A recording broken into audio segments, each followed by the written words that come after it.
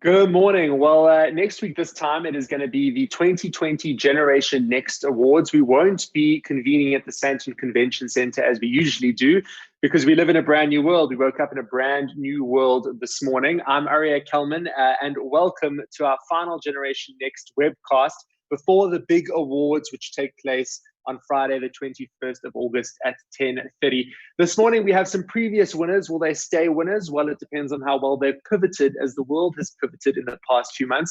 But this morning, live on the Arena Events pages, we are talking pre- and post-pandemic truths, a new way of doing business. And we have some Generation Next winners in the house. Let's say good morning to Acting Station Manager at Metro FM, Anthony Soglo. Let's say hello to Marketing Manager at KU, Neo Dikamutse, and of course, Head of Beauty Categories at Avon, Priscilla Kalogeropoulos. Good morning, all previous winners.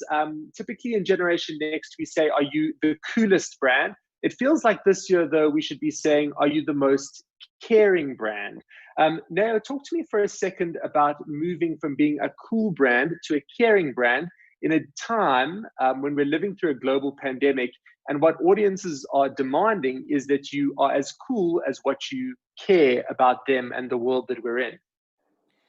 So I think, Arya, one of the key things that we had to do from a cool perspective is really just change the way we do things. And I'm going to use one of the prime examples that we're busy rolling out right now. We celebrating 80 years. We are an 80-year-old brand.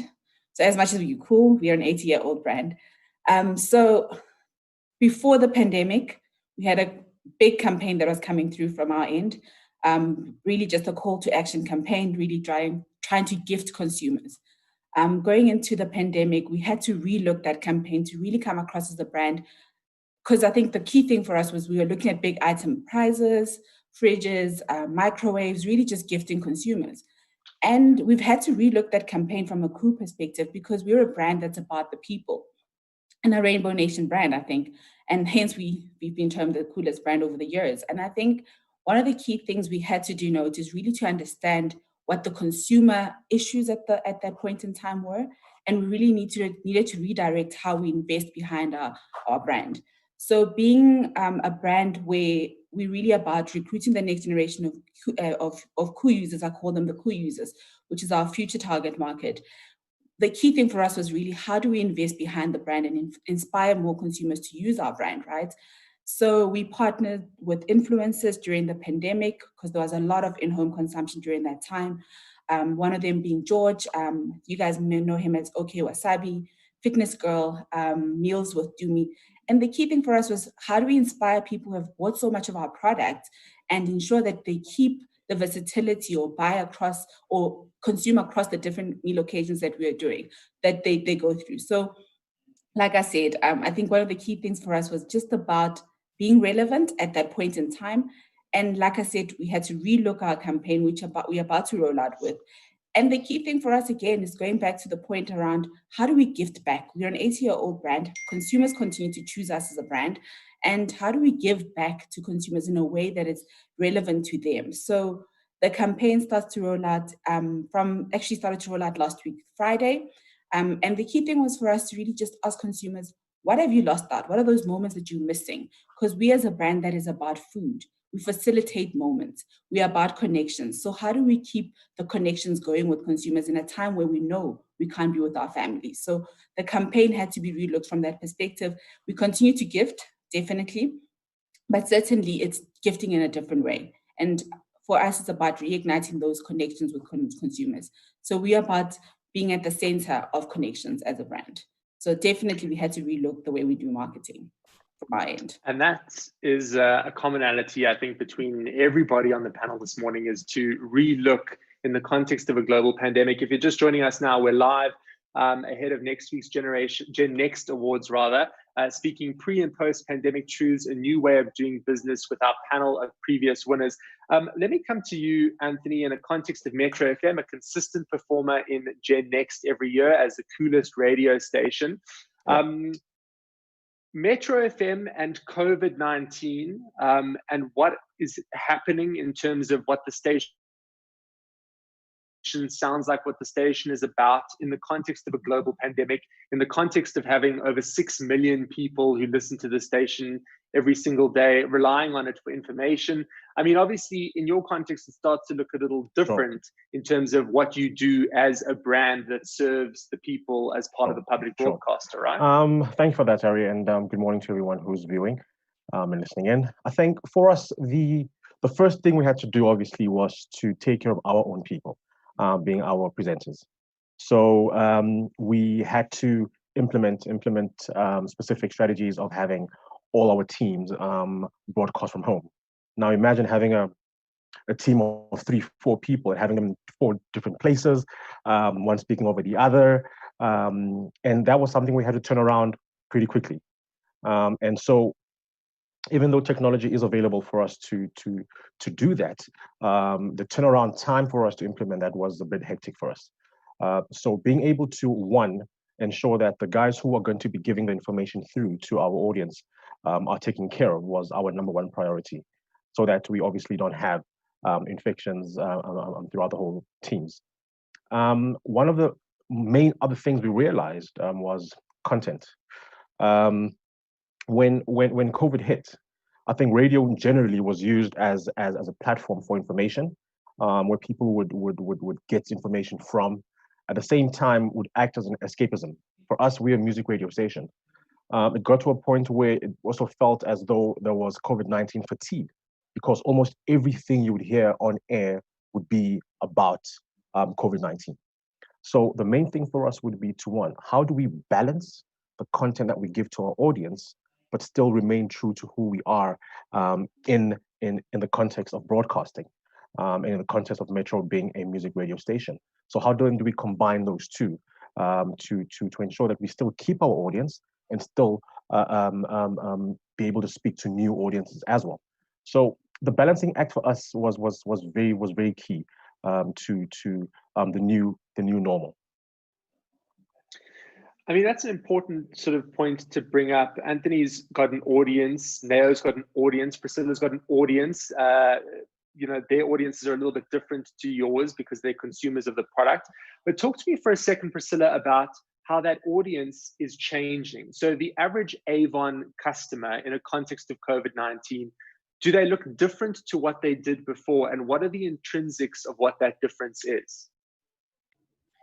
So, Aria, thank you for the question, and thank you for this opportunity to speak to this live audience today. So I think the consumer, not necessarily related to Avon, but in general, you know, consumers have to now face what is unfortunately the term new normal. And this has really upended consumers' priorities and obviously their purchase preferences. It's obviously forcing people to focus more on basics, as they've gone into what we call fear, uncertainty. Security has been put at risk. And literally everyone's lives have been affected. And to some extent, this has had a direct impact on the way consumers have made choice in their purchasing behaviors. What we've seen specifically, coming from a really big beauty brand, we've specifically seen daily essentials, personal care, self-care, self-love territory going on the rise in terms of keeping it quite stable, if anything growing. Where we're seeing the impact has come through, you know, those moments of putting on makeup and wearing fragrances. I mean, we're seeing those two categories specifically, you know, suffer more negatively. And that's, again, going back to how our lives have changed. You know, as a woman myself, I love makeup. We want to do it to go either to work, or we want to go to social events and have lunches with the girls. So there's so many experiences that unfortunately have impacted the way we as consumers are consuming products and buying products. And that's fundamentally been one of the biggest changes that we've seen coming through from a shift in consumption. And with that being said, it also raises an opportunity. And with that opportunity is how then do you create new narratives, new stories, new ways to engage with consumers with the products that you do have that bring to life, you know, those DIY moments at home, or bring that self-love into your home. So that's how we've taken that into an opportunity more than, you know, a barrier. Now, take me inside for a second. The boardrooms of Tiger Brands. However many months we are now into this pandemic, it feels like we've been in this for the past few years at this stage. But take me inside the boardrooms when you're strategizing. In terms of, what are the things that you now have to be a lot more conscious of in building brand messaging and crafting brand messaging that before would have almost fell by the wayside? So we need, and I'm talking to the many boardrooms of Tiger Brands because we're all still at home at this point in time. But in the many discussions we have, it starts with the consumer. It certainly starts with the consumer. How do we remain connected with our consumer to understand the changing dynamics that are happening post this pandemic as well? I think the key consideration comes into the fact that value will become more prominent, and how we show up as brands becomes very important as strong heritage brands. I mean, we're a basket of strong heritage brands. So the key thing for us is really how do we redefine how consumers view us? And I think we've got a very strong resonance from a consumer perspective. So really for us, it's about how do we step change the way we talk to consumers and ensure that we continuously connecting with consumers in a way that they understand it's relevant to them. Like I said, the challenge for us is about, we've got a broader target market, which is the more everyday consumer, but we've also got this next gen who's not necessarily connected to the brands that are strong heritage brands. So how do we remain relevant with the cool kids, if I had to say it? And I'm using the word cool kids. But yeah, certainly we had to really redefine how we connect with consumers. But I think it starts in every conversation. We're consumer obsessed as Tiger Brands, and with every conversation, it starts with the consumer. Well, that's a really great starting point. I wonder how that lands in the context of a category like beauty, Priscilla, where the challenge is almost twofold, because the challenge is, one, we're seeing a major shift in how our product is consumed, and two, we have to be really caring and compassionate towards our audience. And that's quite a double-edged sword to bear, saying, one, we've got to keep this business afloat and we have to maintain sort of selling product, and two, we have to care about the consumer. And how do you almost start to find a sweet spot within that juggling act? Very, very, important question to, I think, all brands and all in terms of how we change our communication strategy. I think first thing was to really understand what had actually happened, and first of all, be very sensitive to the impact and what it actually had done to consumers. So it led, especially for us, it led us to pull away from all the already planned activity, pivot to what we were going to be doing, and reorganize it so that it did come forward in a way that was absolutely caring and was in a way that we were showing our support to our audiences in a way that was giving them this comfort of a brand that they could trust. Now speaking about heritage, and Avon is also one of those companies that lives off of the fact that we are a really strong heritage brand, and we have so many women, and entrepreneurs in South Africa that are part of this brand. So it is very important for us to have come across from a very caring point of view and expressing ourselves in that way. So it was very important immediately to refocus in terms of our communication, our media, and what we were going to do, and only bring forward a narrative that was in light with what the audiences were needing at that specific time. Anthony, talk to me for a second. Metro FM in itself is a massive brand, but it's also a brand platform because, the advertisers come, they promote their message. And certainly with where radio is moving, those messages aren't just 30-second commercials anymore that Metro hits play on. It's integrated campaigns. It's DJs speaking about us. It's about the brand. It's a creative message that's pulled through in things like power spots. Talk to me about, one, we know Metro FM is in itself a brand and you can control that. But two, how you've had to mitigate and work with brands that you feel maybe their messaging isn't right at a time of COVID-19, or they should be doing more or less of something, and how you've sort of juggled that. Thanks for that question, Ari. I think one of the most difficult things is being able to communicate a specific message to an audience, especially during this times that we're in. And as a platform, the Metro FM platform, we are able to, one, sit with our team to be able to craft content that speaks to audiences at the specific time. You get brands that sometimes miss the mark in terms of communication, and you think to yourself, geez, that is not something that should be communicated at this point in time to audiences, or there's a better way of doing this. One of the unfortunate things that I always say with brands, especially when they come to our platforms, is they come with a pre-planned idea of what they want to do, and they want to go with that. Even if you give them advice and go, fine, listen, we know that you understand your brand, but I think we understand the audiences from a broadcasting perspective better than you do. And so if we were to then sit down and go, how then do we take a campaign and use that campaign to speak a specific messaging to your audience? An example, we're currently working with a brand, if I can mention the name, White Star. Nell, take note. They can be coming through very soon. We're planning a great campaign with them. No, we'll chat after this. Okay, we'll plan a campaign with you guys as well. So Tony, we're meeting you next week. We're planning a campaign with White Star, which was going to be launching next month, September. And it's a fantastic campaign on how they're integrating content, how they're integrating music, and how they're integrating their product to the audience. Very subtle, but at the same time showing that they're a caring audience, because we also are a caring brand as Metro FM. We're not just a music station.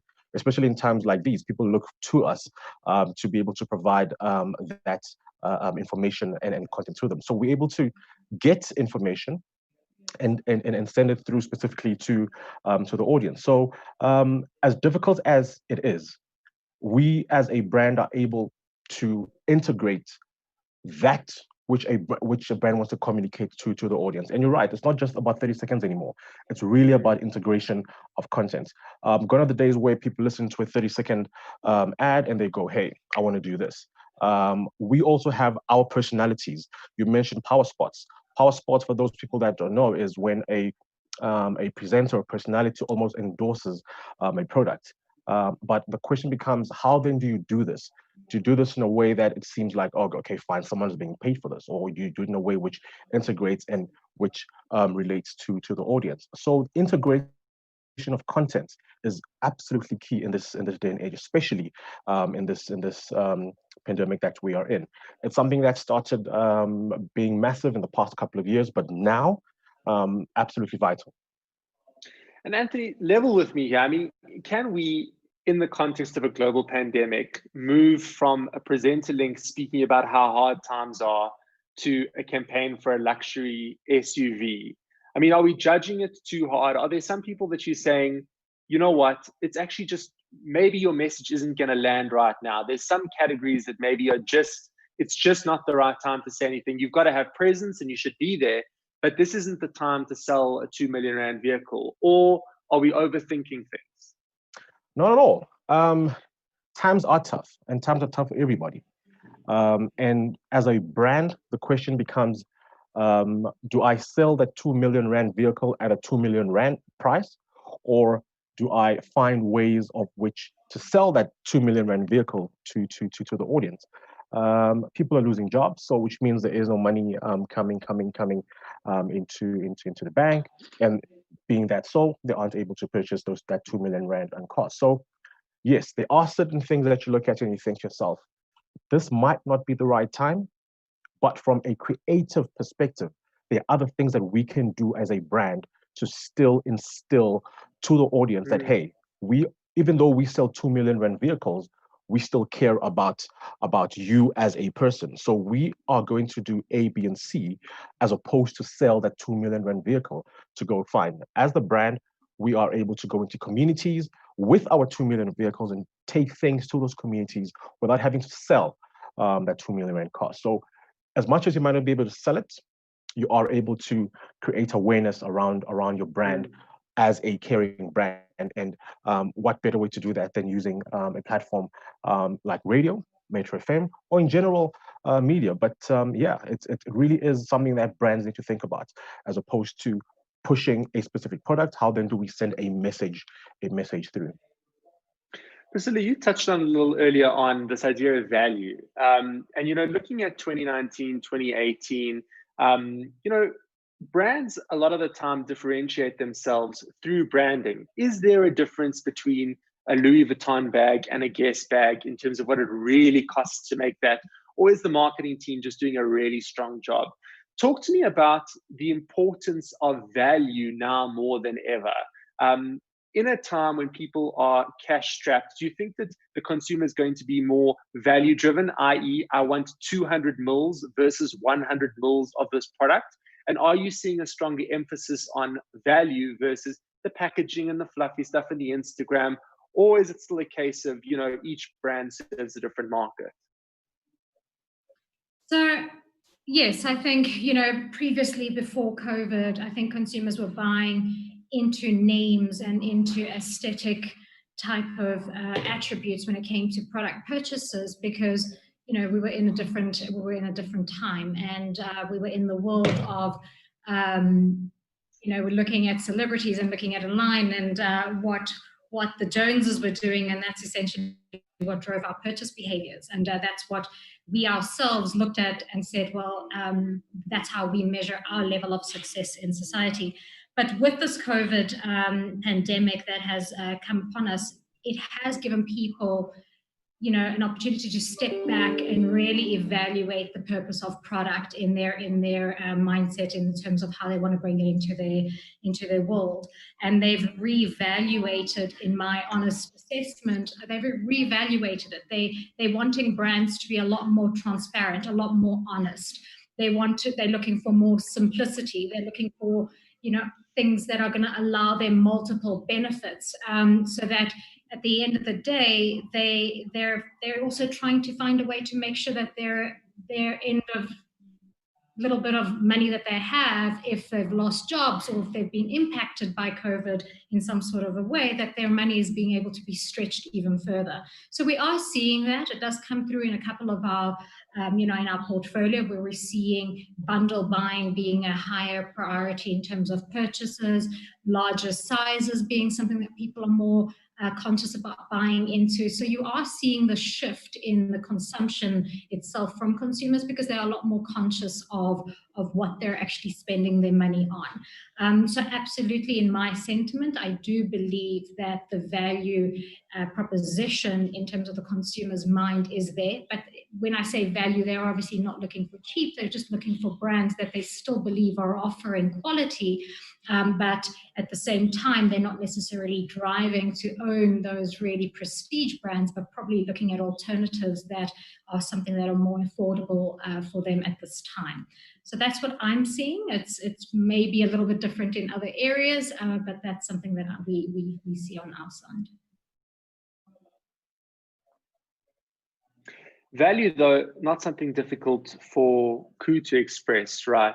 No, and apologies if there's any buffering happening here, but I mean, value has always been a massive part of what the Koo value proposition is. Oh, certainly, Anna. And I think when Priscilla was talking, I was like, on our end, we're experiencing the same thing, but I think it's more around product stretch. How far does your product stretch, right? And I think earlier on, I alluded to the whole occasions. How do you feature your product for breakfast, for dinner, for lunches? So it's really just about how you really stretch your product across. So it's about the different meal occasions and how people are actually using it in more ways than one. So certainly there's that opportunity from our end. So for us, really, I think it's the key thing for us when I speak about value. It's also about how we've already, Priscilla spoke about the bundle deals. So we've looked at value packs, combinations within our basket of goods within Tiger Brands. So the combinations that people would usually buy with a can of baked beans that work for consumers, so that we ensure that we keep that whole mindset around value, understanding what their needs are. So certainly value for us is important, and important in a way that we feature in a lot more baskets, but we need to check what else goes in those baskets, ensuring that consumers get the combinations right, or we get the right combinations for consumers. So certainly something for us that's important. Flashback to 2019, And the average marketing manager you would speak to at a certain point in the year would say, I'm so busy with brand planning. It's the only thing I can do. I'm signing off budgets. I'm in brand planning. Yeah. And it gives a nice segue to Tracy's question on the live stream, because planning perhaps is a little bit of a thing of the past. You know, COVID is on its own route and things have to be changed in real time. You can't sign something now off and then for 6 months it just rolls out every week as you plan. Tracy's asking on the live stream, there have been speculations that we'll be moving to level 2 after the weekend. So to the brands on the panel, do you have a marketing strategy or communication plan when this happens? How speculative do you guys have to be at the moment? And what are the specific intricacies of these different levels on your brand specifically? So on our end, we certainly are. We've had to learn, the word we use around the office or with my team is fluid. So we've had to learn to be very fluid in the way that we do work. So certainly we have to think ahead of the game, think ahead of what's coming next. So certainly we're ready with plans to make sure that we are ready for level 2. Anyone else want to jump in on that? Moving in real time. Well, I mean, broadcasting is in real time, Anthony. So you pretty fay with the idea of everything moves at a rapid pace. But certainly, Priscilla, you must have had big ideas for this year that, you know, now perhaps depend on a level of lockdown, right? Absolutely. I think we, similar to what Neo was saying, we have a lot of activity that we've kind of held back now, knowing that campaign 2, going into level 2 is something that will allow us to activate our campaigns, is something we're very excited about and will allow us this opportunity to, sorry. Sorry about that.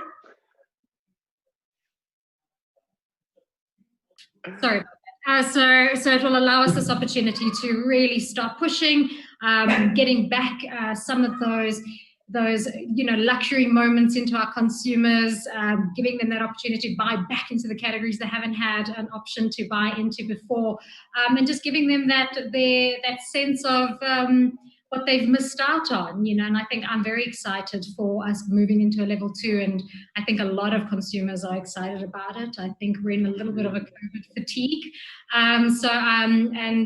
we look forward to it. So yes, we absolutely are planning around activities around moving into level 2 and especially into our fourth quarter. Tony, I want to pick up on this moment we just had with Priscilla and the human factor in all of this.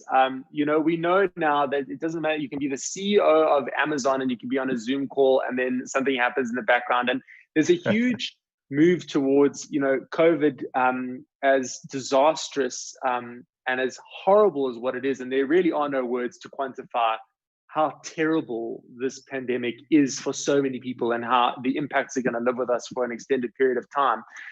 Sure. But talk to me, and this must be interesting in a broadcasting context, around the human factor in all of this. And certainly I would imagine that you and your DJs feel closer to your listeners now than ever before, because we're almost all in this kind of survival mode and kind of all experiencing this thing, even though at different levels.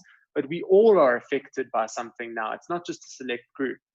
Yeah, very true, Ari. I think being in the space and in the era that we are right now, we are all impacted by the same thing. And the one thing that we always talk about with the teams is relatability. And I think that goes across all brands. If you have a product that relates to your audience, they feel much more closer to you. And because we are all going through this pandemic together, one of the things that we have done is we have actually co-created content with our audience, which shows that we are actually in this with them.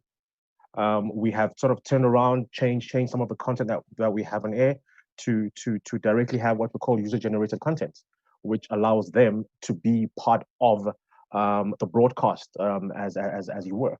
So whether it's on our breakfast show where we have features that relate to people, which is called a family member of the day, for example. Now that feature was brought up to sort of get more because families are at home, to get them to go, okay, fine, who amongst dad, mom, brother, sister was a family member of the day? So it can be Tony. Tony was a family member of the day because last night or yesterday he cleaned up my room, cleaned up dad's room, did the dishes, and did A, B, and C.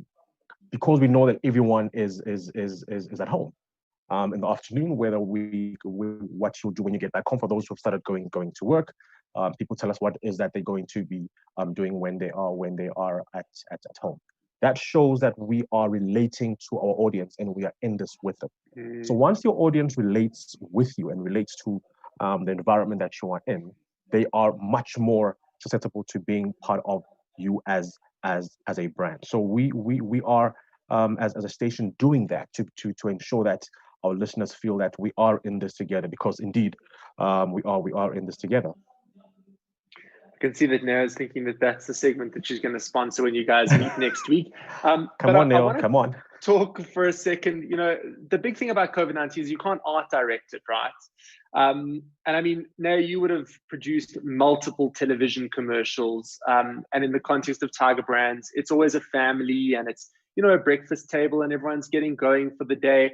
I mean, in terms of what communications are going to look like, what a Koo TVC could look like, in a context where, you know, the dining room is now where mom works, dad works, and, you know, the kids are doing their schoolwork and then they're eating in the same place. I mean, you're going to have to be quite authentic with, you know, how people live now in forthcoming communications, right? We can't pretend that we live in this world where everybody's about to leave the house at 7 o'clock in the morning. We certainly can't. And I think the family structures are also changing, right? And I think those are the key considerations we need to put into play as a brand.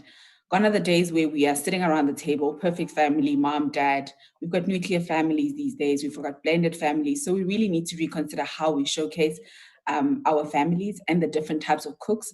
I mean, certainly I always say I'm one of those who married my husband because of the fact that he cooks better than I do. So the dynamic in my household is completely different, where we would showcase mom in the kitchen. So certainly we need to reconsider how that also comes across in our communication. So really we have to repurpose how we do communication. And it's certainly one of the things that we're looking at. So yeah, and I think watch the space. We've got a lot coming in during quarter one, which is in 2 months' time. So certainly about really redefining those structures, really redefining how the world is today.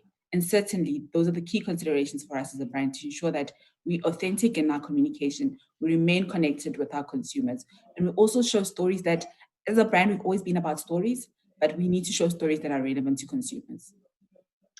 Ahead of next week's Gen Next Awards, we're speaking to some of the past winners, Metro FM, Avon, and Koo, all represented in this morning's conversation. If you have questions, you can pop them in the live chat, or if you have comments. You know, it's funny, in these webcasts, we say, well, it's about pivoting, and it's about changing, and it's about doing it differently, and it absolutely is. But sometimes it's also just about consistency. And this is a great point from Maggie on the live chat, who says that they've listened consistently to Metro FM, to their favorite shows, and to date, it has still been relatable in terms of the content shared with the public. So there's got to be a consistency of Avon is a great product, and a consistency of Koo is a great product, and a consistency of Metro FM is a great product. But obviously tweaks to kind of understand where the audience are at and be compassionate about that. And I do wonder, you know, in the context of something like Metro FM, you know, where do you draw the line between educational content and telling people to wash their hands and wear their masks? And then, you know, Somizi's still got to be lighthearted at some point in the day, right? He's still, I mean, he's still a person. I mean, he can still say something funny. Like you know, where do you sort of draw that line between we have to serve our audiences and we have to serve people, but also we have to kind of move forward and understand that the context is different, but, you know, we're still people and we still have to laugh about stuff. Sure. I think that's the great thing about personalities, especially for a music personality-driven station like Metro FM. Our personalities don't have to change who they are. No one says washing hands needs to be serious. So music can wash hands upside down for all we know, because he's that guy. More Flavor can take care of his family in a fun way in the house.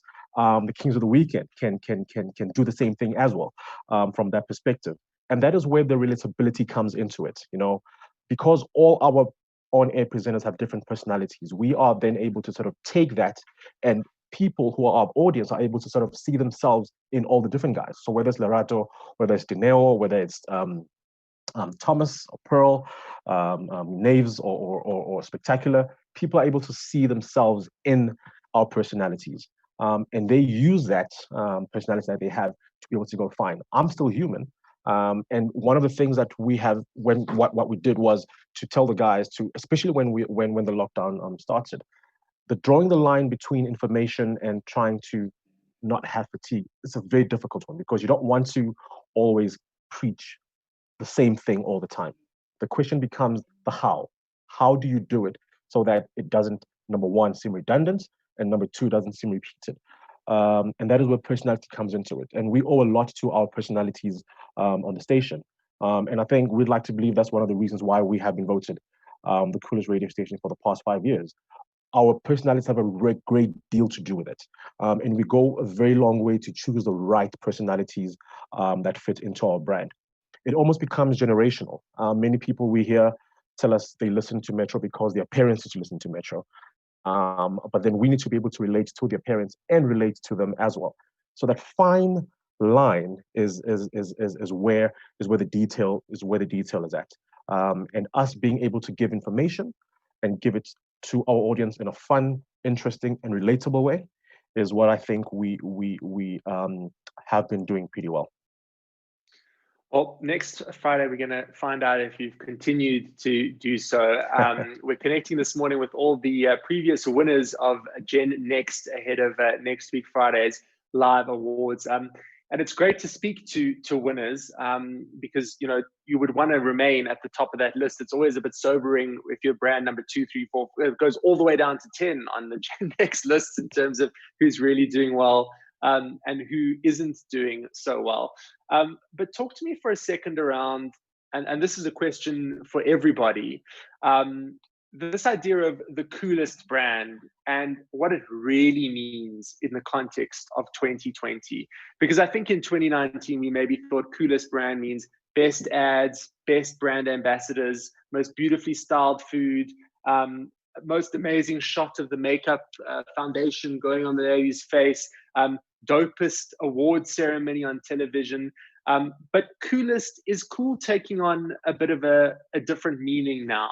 And what would your advice be to number 2, 3, 4, 5, 6, 7, 8, 9, and 10 on the list around understanding what cool actually is for a brand in 2020? So if I may, Maria, for me, I think it's about a brand that can stand and be transparent.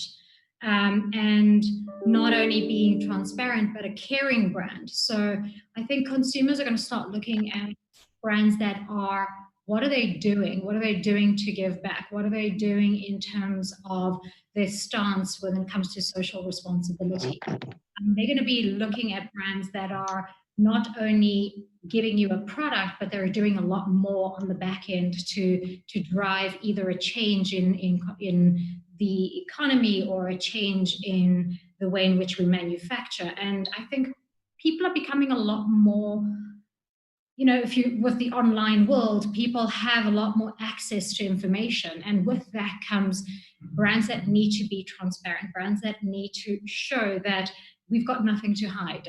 This is who we are. We hear you. We're constantly listening to your needs, and we're being agile to bring to life ways in which better suit your needs or your concern. Yeah. And I think that's essentially what I would say for other brands. And that's something that I think we are quite proud about. Because for many of, or for at least the listeners, everyone does know that Avon is not an FMCG, we're not a bricks and mortar. You know, we heavily rely on an army of women entrepreneurs, these absolutely powerhouse women who go out there and actually make a living. And these are entrepreneurs. And at the end of the day, that brings it back home. That brings it back to women that are becoming independent. And I think that's something really beautiful.